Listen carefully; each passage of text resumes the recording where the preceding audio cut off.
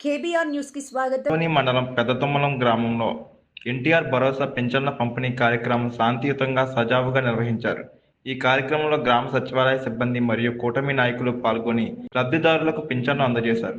ముఖ్యంగా కొండాపురం నర్సిరెడ్డి, షరీఫ్, ఖాదర్, శంకరయ్య తదితరులు ఈ కార్యక్రమాన్ని విజయవంతం చేశారు.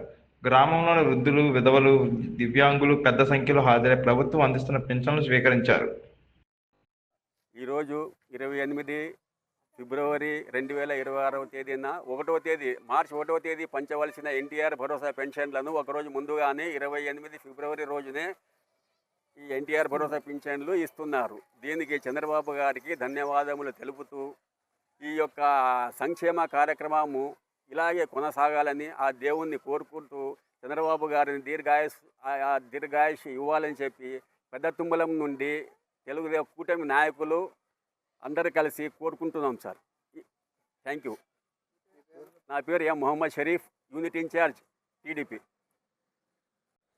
ఈరోజు ఒకరోజు ముందుగానే పింఛన్లు పంపిణీ చేయడం జరిగింది.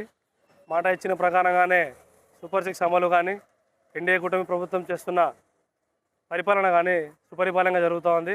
ఇందుకు గాను చంద్రబాబు నాయుడు గారికి మరియు డిప్యూటీ సీఎం పవన్ కళ్యాణ్ గారికి ధన్యవాదాలు తెలుపుతున్నాము. నా పేరు Khader, Janasena party market director, Adoni.